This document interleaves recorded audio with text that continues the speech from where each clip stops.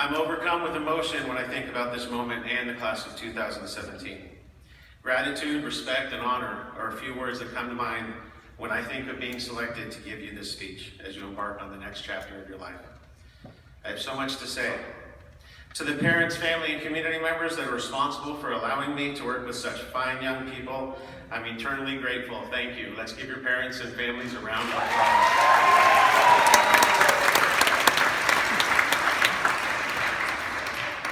As I worked on this message to you, I was incredibly conflicted with what message I wanted to share with you.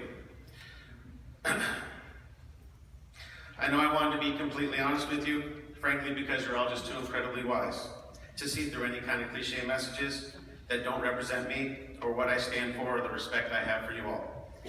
The world is too small for anything but truth, and in truth, too dangerous for anything but love. I've always hoped for a relationship and trust between the students at Foothill and me, and regardless of any message I share with you today, I suppose one of the biggest challenges I can give you is to always be yourself. My message should spark thoughts and pose questions like, can you transcend the changes that our community and country face and that will continue to come our way and still continue to be yourself? In 2013, we began a 4-year journey that will end in June. However, the memories, relationships, and experience are what we must keep alive in our heads and in our hearts.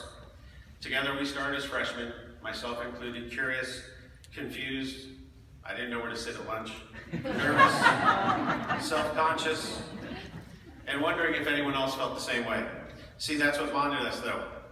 The journey that had way more highs than lows.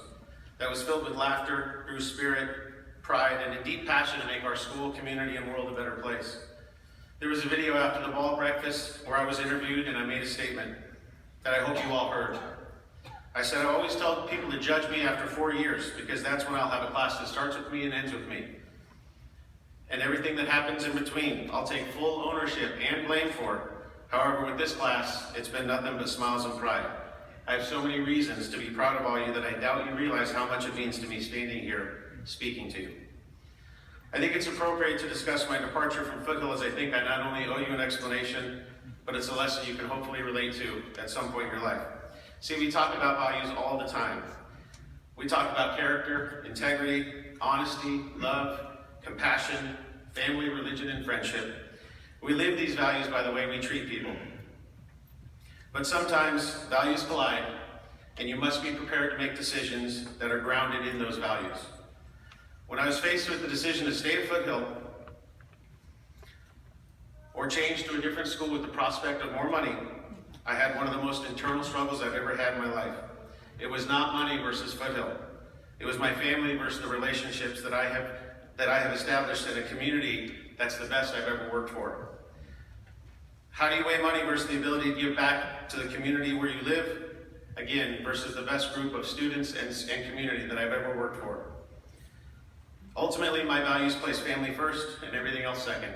I hope the biggest gift I can give to you is the lesson from my experience that you establish your value system soon, as soon as you possibly can, and let them guide you throughout your life. With my most and sincere, heartfelt gratitude, I'm sure I've learned more from you than you have from me. I had the easy part.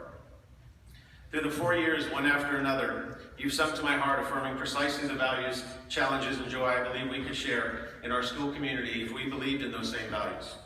To come to the end of a stay and have that kind of validation, you all have shown me is absolutely amazing and absolutely wonderful.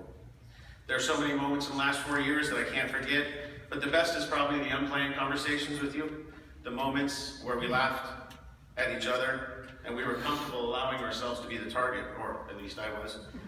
More than one of you have shared with me that you sometimes wonder if it's worth it, if you can really make a difference, if you can go on any longer being a voice for change in a world so big and so diverse. How excellent that we created an environment where you could talk about this fear and go stronger as you get more and more skillful and insightful from your experiences. Somehow we must shift from critiques to a sense of possibility, from disparagement to listening, from despair to the pleasure of feeling your talent and ideas growing and deepening, giving you big wings with which to fly. That's what you've done for me, and that's what you can do by continuing supporting each other. I know I leave you in Foothill as a better person, totally inspired in an exultant, laughing, and determined sort of way. The passage I'm going to read to you is from an author called Uriah, and I want you to hear it, and I hope it stings to you the way it did to me. It doesn't interest me what you do for a living. I want to know what you wait for and what you dare to dream for. It doesn't interest me how old you are. I want to know if you will risk looking like a fool for love, for your dream, and the adventure of being alive. It doesn't interest me what planets square your moon. I want to know if you've touched the center of your own sorrow, if you've been opened by life's betrayals, or you've become shriveled and closed from fear of further pain. I want to know if you can sit with pain, mine and yours, without moving to hide it, or fade it, or fix it. I want to know if you can be with joy, mine and your own, if you can dance in the wilderness and let the ecstasy fill you from the tips of your fingers and toes without cautioning us to be careful, realistic, remember the limitations of being human.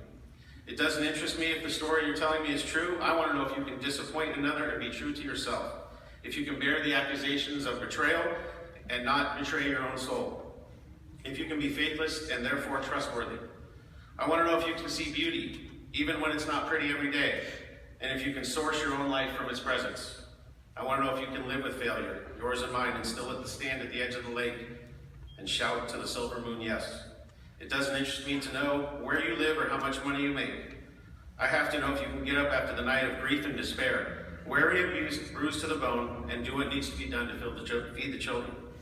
It doesn't interest me who you know or how you came to be here. I want to know if you can stand in the center of fire with me and not shrink back. It doesn't interest me with where or with whom you've studied. I want to know what sustains you from the inside when all else fails away. I want to know if you can be alone with yourself in moments that you truly like the company you keep in the empty moments. Thank you all. No matter where I go, I will always remember Foothill High School in the class of 2017. It's been my pleasure.